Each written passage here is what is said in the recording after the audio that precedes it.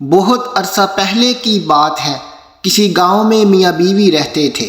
ان کا ایک 15 سال کا بیٹا بھی تھا۔ اس لڑکے کے باپ کا کار ایکسیڈنٹ میں انتقال ہو گیا۔ وہ اپنی ماں کے ساتھ رہتا تھا۔ باپ کے غم سے ماں بھی کچھ ٹھیک نہیں رہتی تھی۔ وہ بھی بس چارپائی سے لگ کر رہ گئی تھی۔ گاؤں کے حکیم کا کہنا تھا کہ زبیدہ مشکل سے آج کی رات ہی نکالے گی۔ بیماری اتنی بڑھ چکی تھی کہ اس کا بچنا بہت ہی مشکل تھا۔ گاؤں میں سہولیات موجود نہیں تھیں، جس کی وجہ سے آج پھر ایک ماں اپنے بیٹے سے جدا ہونے ہی جا رہی تھی، اور یہ کوئی عام بات نہیں تھی۔ اس گاؤں کے بوڑھے بچے جوان علاج کی سہولت نہ ہونے کی وجہ سے کبلتے دکھائی دیتے تھے۔ ابھی زبیدہ کی عمر 25 سال تھی، لیکن بیماری نے تو اس کو 50 سال کی عمر کے قریب پہنچا دیا تھا۔ شادی کے 1 سال بعد ہی حادثے میں اس کا شوہر دنیا سے چلا گیا تھا۔ شوہر کی وفات کے بعد زبیدہ نے اپنے بیٹے کو اتنے ناز و پیار سے پالا تھا۔ اس کا بیٹا کسی بات پر ماننے کو راضی نہ تھا کہ اس کی ماں اس سے جدا ہونے والی ہے۔ یہ بات اس کے چھوٹے سے دماغ میں کسی طریقے سے نہیں سما رہی تھی کہ اسے جنم دینے والی ماں، ہر دکھ سکھ میں اس کا ساتھ دینے والی شفیق ماں، اس کا ساتھ چھوڑ کر کسی اور ہی دنیا میں جا بسے گی، کیونکہ اسے اپنی ماں کی بہت زیادہ ضرورت تھی۔ بلکہ صرف ابھی ہی نہیں، اسے تو ہمیشہ اپنی ماں کے ساتھ چاہیے تھا۔ زبیدہ اپنے بیٹے کو سمجھا سمجھا کر تھک چکی تھی، لیکن وہ کوئی بات ماننے کو تیار نہیں تھا۔ وہ اس وقت بھی اتنی کمزور سی آواز میں اپنے بیٹے کو سمجھا رہی تھی کہ دیکھو بیٹا، جو بھی اس دنیا میں آیا ہے اسے واپس ضرور جانا ہوتا ہے۔ میں تجھے چھوڑ کر جانا نہیں چاہتی، لیکن اس پاک ذات کی مرضی کے سامنے کسی انسان کی مرضی نہیں چلتی۔ آج میں جا رہی ہوں تو کل تجھے بھی اس دنیا کو چھوڑ کر جانا ہوگا۔ یہ دنیا ختم ہو جانے والی ہے، مٹی میں مل جانے والی ہے۔ دیکھو بیٹا، تو اب جوان ہو چکا ہے، میرے بغیر جینا سیکھ لے۔ اب تجھے اس دنیا کے غم کو اکیلے برداشت کرنا ہوگا۔ زبیدہ بولی، بیٹا، میرا سر درد سے پھٹا جا رہا ہے۔ زبیدہ نے اچانک سے اپنے دونوں ہاتھوں سے اپنے سر کو تھام لیا۔ بیٹا بولا، اماں، میں تیرا سر دبا دیتا ہوں، اور اپنے مضبوط ہاتھوں سے ماں کا سر دبانے لگا۔ زبیدہ بولی، جیتے رہو بیٹے، اللہ تمہیں غم اور مصیبتوں سے بچا کر رکھے۔ بیٹا بولا، ماں، تو ہمیشہ میرے ساتھ رہے گی۔ 15-16 سال سے تو میرے ساتھ ہے، اب تو مجھے چھوڑ کر کیسے جا سکتی ہے؟ میں تیرے بغیر بھلا کیسے رہوں گا؟ تجھے میرے ساتھ ہی رہنا ہوگا، اور اگر تو میرے ساتھ نہیں رہ سکتی تو پھر مجھے بھی اپنے ساتھ لے چل۔ میں بھلا تیرے بغیر یہاں رہ کر کیا کروں گا؟ بیٹے نے اداس لہجے میں ماں کا سر سہلاتے ہوئے کہا۔ زبیدہ بولی، میرے بچے، تو کیوں نہیں سمجھتا؟ زندگی اور موت لازم ہے۔ پیدا ہونے والے اور مرنے والے کو سوائے خدا کے اور کوئی نہیں روک سکتا۔ اگر تو مجھے زندہ دیکھنا چاہتا ہے تو پھر اس عظیم ہستی سے میرے لیے دعا کر۔ اس کا بیٹا جٹ سے اٹھا اور باہر صحن میں نلکے کی طرف چل دیا۔ اس نے تمام رات نماز پڑھتے اور اپنی ماں کی زندگی اور صحت کے لیے دعا کرتے ہوئے گزار دی۔ صبح جب زندگی سے بھرپور سورج طلوع ہوا تو ناصر کی زندگی اندھیروں میں گم ہو چکی تھی۔ خدا کے فیصلے اٹل ہوتے ہیں۔ اگر کسی کے جانے کا وقت ہو چکا ہو تو نماز یا دعا اسے اس وقت سے بچا نہیں سکتی۔ ہاں، اگر غفور الرحیم مالک چاہے تو کسی عام انسان کو بھی ہزاروں سال کی عمر عطا کر سکتا ہے، لیکن یہ باتیں صرف ناصر کے معصوم ذہن میں نہیں آنے والی تھی۔ آج حسب معمول غفور چچا اور دیگر گاؤں والے زبیدہ کی طبیعت کے بارے میں معلوم کرنے آئے تو ناصر اپنی ماں کے سرہانے بیٹھا اپنی ماں کا سر دبا رہا تھا۔ حالانکہ زبیدہ رات کے جانے کون سے پہر اس دنیا کو چھوڑ کر جا چکی تھی۔ غفور چچا نے پوچھا، بیٹا، اب تیری ماں کی طبیعت کیسی ہے؟ بیٹا بولا، چاچا، اماں کی آنکھ ابھی لگی ہے، آہستہ بولو کہیں ماں کی آنکھ نہ کھل جائے۔ چاچا، میری ماں کا ساری رات سر دکھتا رہا ہے، اب تھوڑا سا آرام ملا ہے۔ غفور چاچا نے باقی لوگوں کو کہا کہ مجھے معاملہ گڑبڑ لگتا ہے، تم میں سے ایک بھاگ کر جائے اور حکیم کو بلا کر لائے۔ گاؤں کا وہ نوجوان حکیم کو بلانے چلا گیا۔ تھوڑی دیر بعد حکیم آ گیا اور زبیدہ کی موت کا اعلان کر چکا، لیکن ناصر اپنی ماں کی موت کا یقین نہیں کر رہا تھا، بلکہ وہ تو اپنی ماں کی لاش کو ہاتھ بھی نہیں لگانے دے رہا تھا۔ بس ایک ہی بات بولے جا رہا تھا، تم سب باہر چلے جاؤ، میری ماں آج میٹھی نیند سو رہی ہے۔ پہلے ہی میری ماں تمام رات جاگتی رہی ہے۔ گاؤں والوں کو سمجھ نہیں آ رہا تھا کہ اس بچے کو کس طرح سمجھائیں کہ اس کی ماں کی روح جسم سے پرواز کر چکی ہے اور یہ مٹی کا جسم بیکار ہو چکا ہے، اسے مٹی میں مل جانا چاہیے۔ لیکن ناصر اپنی ماں کے جسم سے دور ہونے کے لیے بالکل تیار نہیں تھا۔ آخر مجبور ہو کر گاؤں والوں نے مل کر ناصر کو ایک کمرے میں بند کر دیا اور زبیدہ کی میت کے کفن دفن کا انتظام کرنے کے بعد اسے دفن کر دیا گیا۔ کفن دفن سے فارغ ہونے کے بعد شام کو جب وہ گاؤں واپس آئے تو ناصر گاؤں کی عورتوں کے لیے پریشانی کا باعث بنا ہوا تھا۔ وہ کسی بھی گاؤں کی عورت کے قابو نہیں آ رہا تھا۔ نہ جانے کس طرح اس نے کمرے کا دروازہ کھول لیا اور اب تمام گھروں میں اپنی ماں کو تلاش کرتا پھر رہا تھا۔ معاملہ آپے سے باہر ہوتا دکھائی دے رہا تھا۔ چاچا غفور نے اسے اپنے ساتھ لیا اور قبرستان کی طرف چل دیا۔ زبیدہ کی قبر کے پاس پہنچ کر انہوں نے ناصر سے مخاطب ہوتے ہوئے کہا، یہ تمہاری ماں کی آخری آرام گاہ ہے، تم فاتحہ پڑھنے کے علاوہ اپنی ماں کے لیے مغفرت کی دعا کرو۔ چاچا غفور نے اسے کاندھے سے پکڑ کر قبر کے پاس بٹھایا ہوا تھا اور ناصر روتے ہوئے فاتحہ پڑھنے لگا۔ گاؤں اندھیرے کی تاریکی میں ڈوبا ہوا تھا۔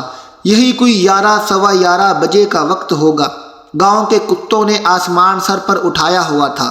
اندھیرے کی پرواہ نہ کرتے ہوئے ایک ایسا سایہ بوجھل قدموں سے اپنی منزل کی جانب رواں دواں تھا۔ اس کے قدموں سے اندازہ ہوتا تھا جیسے وہ اپنے کندھوں پر بوجھ اٹھائے ہوئے ہو۔ یہ وہی ناصر تھا جو اپنے گھر کی طرف رواں دواں تھا۔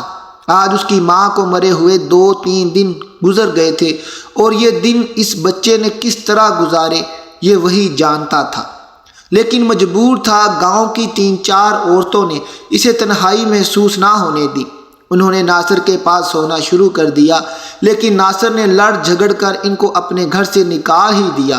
وہ عورتیں اس کے حال پر اسے چھوڑ کر برا بھلا کہتی ہوئی اپنے گھر کو چلی گئیں۔ بہرحال گھر کے سامنے پہنچنے کے بعد ناصر نے دروازہ کھولا اور اندر داخل ہو گیا۔ کمرے میں پہنچ کر اس نے لالٹین روشن کی اور اپنے کندھوں پر لدے ہوئے بوجھ کو زمین پر ڈال دیا۔ کفن میں لپٹی وہ لاش کسی عورت کی معلوم پڑتی تھی۔ اس نے کفن اتارنا شروع کر دیا۔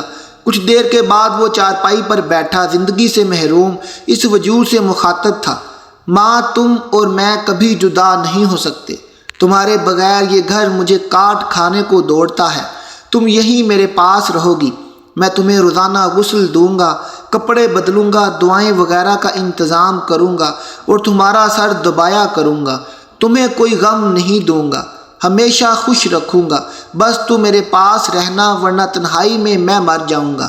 گاؤں والے حیران تھے کہ ناصر نے اب اپنے گھر سے نکلنا بند کر دیا تھا۔ گاؤں والے جب اسے کھانا دینے جاتے تو وہ باہر سے کھانے کی ٹرے لے کر کوئی بات کیے بغیر دروازہ بند کر دیتا تھا۔ گاؤں والوں کو کیا معلوم تھا کہ وہ دن رات اپنی ماں کی خدمت میں لگا رہتا تھا، لیکن اس کو اس بات کی سمجھ نہیں آ رہی تھی کہ وہ اتنی دیکھ بھال کرنے کے باوجود بھی اس کی ماں کا جسم گلنے سڑنے کیوں لگا تھا۔ وہ گلے سڑے جسم کی بدبو دور کرنے کے لیے اسے عطر لگا دیتا، فارغ اوقات میں ماں کا سر دبانے کے علاوہ اسے ہیرگاہ کا سناتا، اور اس بچی کو یہ معلوم ہی نہیں تھا۔ یہ سب باتیں فضول تھیں، اس کی ماں کو یہ سب چیزوں کی ضرورت نہیں تھی، لیکن وہ ہر حال میں اپنی ماں کی خدمت میں لگا رہتا اور گاؤں والوں کی نظر سے اپنی ماں کے جسم کو چھپانا چاہتا تھا۔ لیکن آخر کب تک؟ ایک ہفتے کے بعد یہ خبر تمام گاؤں میں پھیل چکی تھی، زبیدہ کی لاش گھر میں موجود ہے اور ناصر اسے ہاتھ بھی نہیں لگانے دیتا۔ یہ خبر غفور چاچا کی بدولت منظر عام پر آئی تھی۔ 3-4 دنوں سے انہیں ناصر کے گھر کے ارد گرد سے کسی چیز کے گلنے سڑنے کی گندی بو آ رہی تھی اور ناصر کے رویے میں موجود عجیب سی پرسرائیت انہیں وجہ معلوم کرنے پر اکساتی تھی۔ چنانچہ ایک دن جب ناصر نے کھانے کی ٹرے لینے کے لیے دروازہ کھول دیا تو غفور چچا اسے دھکیلتے ہوئے گھر میں داخل ہو گئے۔ جس کمرے میں گلی سڑی لاش موجود تھی اس سے بدبو اٹھ رہی تھی۔ ناصر یہ سب کیا ہے؟ چچا نے حیرانی کے عالم میں اس سے پوچھا۔ میں اپنی ماں کو قبرستان سے لے آیا ہوں چچا۔ تم نے اور گاؤں والوں نے پوری کوشش کی تھی مجھے اور میری ماں کو جدا کرنے کی، لیکن یہ ناممکن ہے۔ ماں سے دور رہ کر میں زندہ نہیں رہ سکتا، اس لیے رات کے اندھیرے میں اسے اٹھا کر واپس لے آیا، قبر سے نکال لایا۔ غفور چچا بولا، او بدبخت، یہ تو نے کیا کر دیا؟ یہ تیرا پیار نہیں، اس کے گلے کا پھندا بن سکتا ہے۔ میں ابھی گاؤں والوں کو بلاتا ہوں، اسے جتنی جلدی ہو سکے دوبارہ دفن کر دیا جائے، اتنا ہی بہتر ہوگا۔ چچا غفور نے پریشان لہجے میں جواب دیا اور باہر کی جانب چل دیا، جبکہ ناصر نے جلدی سے دروازہ اندر سے بند کر کے اسے کنڈی لگا دی۔ تھوڑی دیر بعد تمام گاؤں والے ناصر کے گھر کے دروازے کے سامنے موجود دھڑا دھڑ دروازہ بجا رہے تھے، لیکن ناصر نے دروازہ کھولنے کی بجائے گھر میں موجود فرنیچر اور دوسرا سامان دروازے کے آگے لگانا شروع کر دیا۔ چچا غفور کہہ رہے تھے، او بدبخت، دروازہ کھول ورنہ ہم دروازہ توڑ ڈالیں گے، لیکن ناصر جواب دینے کی بجائے اپنے کام میں مصروف رہا۔ چچا غفور نے گاؤں کے کڑیل نوجوان سے مخاطب ہوتے ہوئے کہا، دروازہ توڑ ڈالو۔ معاملہ غمگین ہوتا جا رہا تھا اور تین نوجوان سر ہلاتے ہوئے دروازے پر لپکے۔ دروازے کے سامنے موجود فرنیچر کچھ تاخیر کے باعث ضرور بنا، لیکن بہرحال انتھک محنت کے بعد آخر کار وہ تینوں دروازہ توڑنے میں کامیاب ہو گئے۔ لیکن ذہن کا دروازہ توڑنے کے بعد ان تینوں کڑیل نوجوانوں کو کمرے کا دروازہ بھی توڑنا پڑا، کیونکہ ناصر نے کمرے میں داخل ہو کر دروازہ اندر سے بند کر لیا تھا۔ آدھے گھنٹے کے بعد دونوں دروازے ٹوٹ چکے تھے اور اس وقت کمرے میں افراتفری کا عالم دکھائی دے رہا تھا۔ گاؤں کے لوگ زبیدہ کی گلی سڑی لاش کو کمرے سے باہر لے جانے کی کوشش کر رہے تھے، جبکہ دوسری جانب ناصر کی پوری کوشش تھی کہ وہ اپنے مقصد میں کامیاب ہو سکے۔ چونکہ گاؤں والے تعداد میں زیادہ تھے، اس لیے وہ زبیدہ کی لاش کو کمرے سے باہر لے جانے میں کامیاب ہو گئے، جبکہ ناصر کمرے کے فرش پر لیٹا ہے، بے بسی سے ہانپتے ہوئے بڑبڑا رہا تھا، زمین کے نیچے دفن کر دیں گے اور ہو سکتا ہے اس دفعہ وہ قبرستان کے ارد گرد پہرا بھی لگا دے، پھر تو میں اپنی ماں کی صورت بھی دیکھنے کے لیے ترس جاؤں گا۔ جو کچھ کرنا ہے اسی وقت کر لے، ورنہ بعد میں حالات تیری پہنچ سے دور ہو سکتے ہیں۔ اچانک جیسے اس کے جسم میں طاقت آ گئی، وہ اچھل کر کھڑا ہو گیا اور باہر کی جانب دوڑا۔ گاؤں والے زبیدہ کی لاش کو لے کر گلی تک پہنچ چکے تھے اور بچے گھروں کے دروازوں اور کھڑکیوں کی اور سے یہ دل خراش منظر دیکھ رہے تھے۔ ناصر نے کمرے سے نکلنے کے بعد باورچی خانے کا رخ کیا اور سامنے پڑی پیاز کاٹنے والی بڑی دستی والی چھری اٹھائی اور گھر سے باہر کی جانب چل دیا۔ گاؤں والے زبیدہ کی لاش اٹھائے قبرستان کی طرف رواں دواں تھے۔ رک جاؤ، میری ماں کو میرے حوالے کر دو، ورنہ مجھے بھی اس کے ساتھ دفن کر دو۔ ناصر نے چھری والا ہاتھ اونچا کرتے ہوئے کہا، کیوں اپنی آخرت اور دنیا برباد کرنے پر تلا ہوا ہے؟ جا اپنے گھر واپس چلا جا، ورنہ ہمارے ساتھ قبرستان چل اور اپنی ماں کو دفن کرنے میں ہماری مدد کر۔ چچا غفور نے دھیمے لہجے میں کہا۔ نہ صرف دھاڑ کر بولا، دیکھو میری ماں کے سر میں درد ہے، تم لوگ کیوں پریشان کرنے تلے ہو؟ اسے میرے حوالے کر دو، ورنہ یہاں وہ خون خرابہ ہوگا جو گاؤں کی آئندہ آنے والی نسلیں بھی خوف سے کانپ اٹھیں گی۔ ناصر نے زہریلے لہجے میں دھمکی دیتے ہوئے کہا۔ چچا غفور نے کہا، تو کرے گا خون خرابہ؟ میں تیرے سامنے کھڑا ہوں، ہمت ہے تو خون خرابہ کر کے دکھا۔ ناصر نے چھری والا ہاتھ اوپر کیا، لیکن چچا نے اس کا ہاتھ کو کلائی سے پکڑ کر پوری طاقت سے مڑوڑ دیا۔ ناصر درد سے بلبلا اٹھا، چھری اس کے ہاتھ سے چھوٹ کر دور جا گری۔ چچا نے اسے دھکا دیا تو وہ پیٹھ کے بل زمین پر جا گرا۔ مجھے ڈنڈا دو، ذرا اس کا دماغ درست کرنا ہی پڑے گا۔ چچا غفور نے گاؤں کے ایک آدمی سے ڈنڈا چھینتے ہوئے کہا اور ڈنڈا سر سے بلند کرتے ہوئے ناصر کی جانب بڑھنے لگا۔ ناصر نے پریشان ہو کر گاؤں والوں کی جانب مددگار نظروں سے دیکھا، لیکن کوئی بھی اس کی مدد کرنے کو تیار نہیں تھا۔ ناصر نے اٹھ کر گھر کی جانب دوڑ لگا دی، لیکن چچا غفور اس پر تیلا ثابت ہوا۔ وہ جلدی ناصر کے سر پر پہنچ گیا۔ اچانک پتھر سے ٹھوکر لگنے کی وجہ سے ناصر منہ کے بل زمین پر جا گرا۔ چچا نے ڈنڈا سر سے بلند کیا اور پوری طاقت سے ناصر کے سر پر مارنے کی کوشش کی، اور پھر تمام گاؤں والوں نے وہ ناقابل فراموش واقعہ اپنی آنکھوں سے دیکھا۔ تیز آندھی کی صورت اختیار کر چکی تھی، اور جب آندھی تھمی تو منظر ناقابل فراموش تھا۔ سفید رنگ کے ہالے کی صورت میں زبیدہ کی روح ناصر کے پاس موجود تھی، اس طرح کہ وہ ناصر اور غفور کے درمیان میں آ چکی تھی۔ چچا غفور کا اٹھا ہوا ہاتھ نیچے ڈھلک چکا تھا، اور وہ بھی حیرانی سے یہ منظر دیکھ رہا تھا۔ اچانک زبیدہ کی آواز خاموشی کو توڑتی ہوئی سنائی دی، میرے بچے، اب تو اکیلا رہنا سیکھ لے۔ جو اس دنیا میں اکیلا نہیں رہ سکتا، اس کے ساتھ یہ دنیا والے ایسا ہی سلوک کرتے ہیں۔ میرے بچے، تیرے پیار کی وجہ سے مجبوراً مجھے اس دنیا میں آنا پڑا۔ تو نہیں جانتا اس دنیا میں آنے کے لیے مجھے کتنی تکلیف کا سامنا کرنا پڑا۔ میں بار بار ایسا نہیں کر سکتی، لیکن ماں، میں اب تیرے بغیر زندہ نہیں رہ سکتا۔ ماں بولی، ایسا نہیں ہو سکتا، تجھے اس دنیا میں میرے بغیر رہنا ہی ہوگا۔ بغیر کسی سہارے کے میں تجھے ایک بات بتاؤں، تو دنیا میں رہ کر بھی میرے لیے بہت کچھ کر سکتا ہے۔ میری روح کو اذیت نہ دے، تکلیف سے چھٹکارا دے۔ ہو سکتا ہے تم اس سے بہت پیار کرتا ہے۔ ناصر نے ماں کی بات کاٹتے ہوئے پوچھا، کیسے ماں؟ مجھے بتا، وعدہ کر تو ویسا ہی کرے گا جیسے میں بتاؤں گی۔ زبیدہ کی روح نے کہا، میں وعدہ کرتا ہوں ماں، تو جیسا کہے گی میں ویسا کروں گا، بس تو بتا میں کیا کروں۔ اس نے جذباتی لہجے میں کہا، تو صرف اتنا کر، روزانہ قرآن شریف کی تلاوت شروع کر دے، 5 وقت نماز پڑھنا شروع کر دے، اور 5 وقت میرے لیے مغفرت کی دعا کیا کر۔ خدا میری روح کو سکون دے، دوزخ اور قبر کے عذاب سے نجات دے۔ تو صرف اتنا کر، میرے لیے بہت ہوگا۔ کیا تو میرے لیے اتنا کرے گا؟ زبیدہ کی روح نے ناصر کی جانب دیکھتے ہوئے کہا، ہاں ماں، میں ایسا ضرور کروں گا۔ قرآن شریف پڑھوں گا اور 5 وقت کی نماز پڑھوں گا، اس کے علاوہ تہجد بھی پڑھوں گا، اور تیرے لیے اللہ سے گڑ گڑا کر دعا بھی کروں گا۔ میں ایسا ضرور کروں گا، ناصر نے جذباتی لہجے میں جواب دیا۔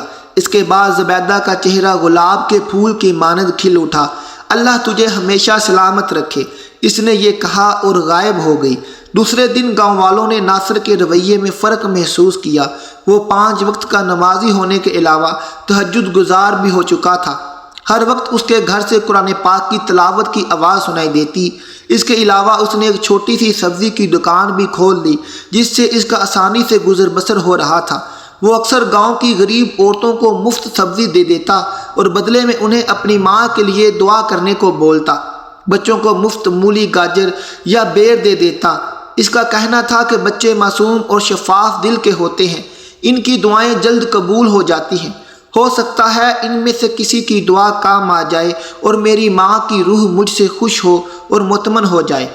آپ سب بھی نماز کی بعد دعا کیا کریں، اللہ پاک سب کی ماؤں کو خوشیاں اور صحت عطا فرمائے، اور جن کی مائیں دنیا سے رخصت ہو چکی ہیں انہیں قبر کے عذاب سے محفوظ رکھے اور جنت الفردوس میں اعلیٰ مقام عطا فرمائے۔ آمین یا رب العالمین۔ میں امید کرتا ہوں کہ آج کا یہ واقعہ آپ سب کو بہت زیادہ پسند آیا ہوگا۔ جاتے جاتے اس ویڈیو کو لائک ضرور کر کے جائیے گا، اور مزید ایسی ہی اچھی اسلامک ویڈیوز دیکھنے کے لیے میرے چینل کو سبسکرائب کر دیجیے گا۔